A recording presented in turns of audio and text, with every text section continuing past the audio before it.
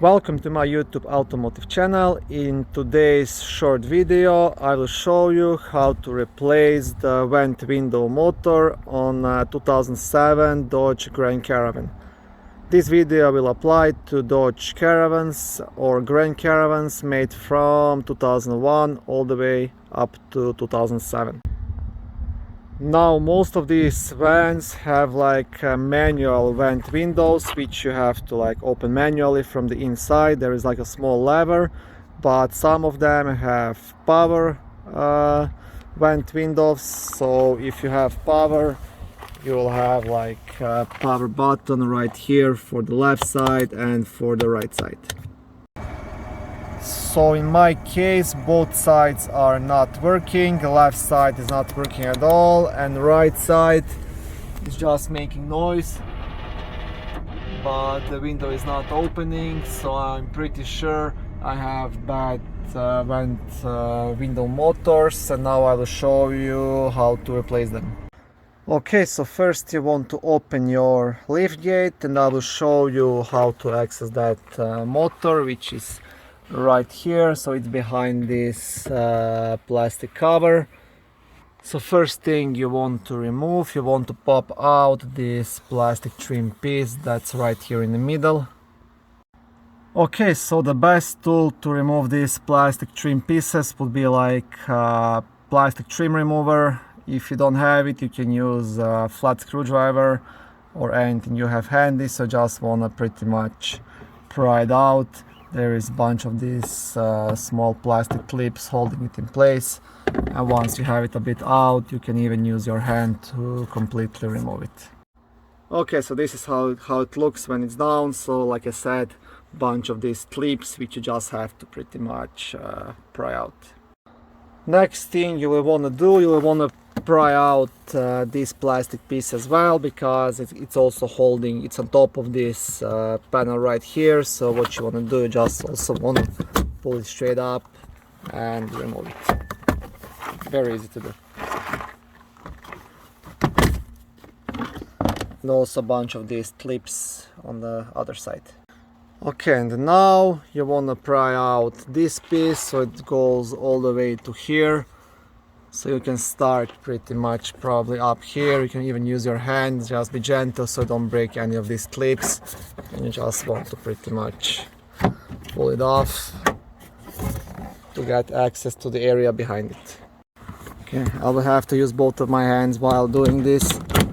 Just want to show you what's the idea behind it.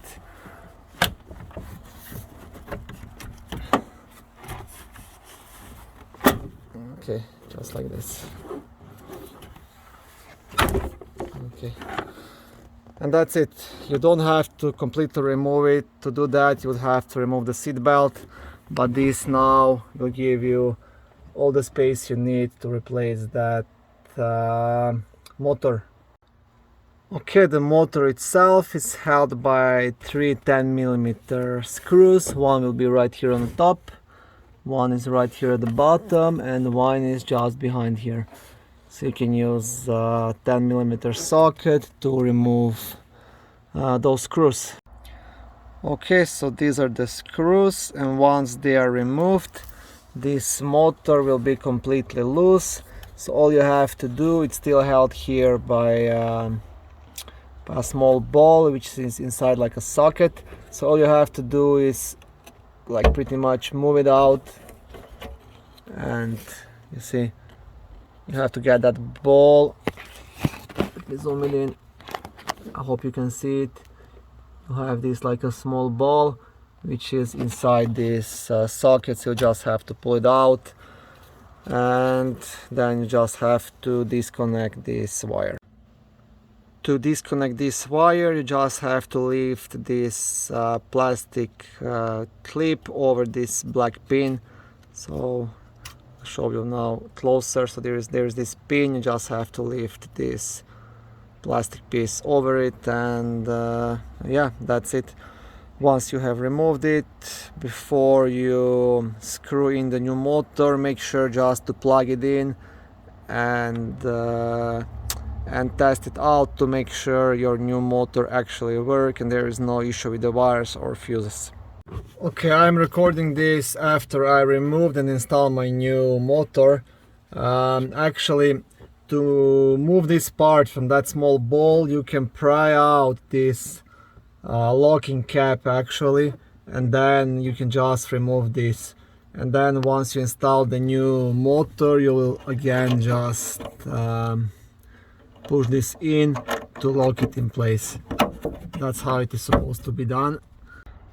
Now I will not show you how to do the other side as well. It's completely the same, so pretty much I just have to pry out this trim panel, remove those three 10mm screws, unplug it and install a new one. There is no point to make this video any longer.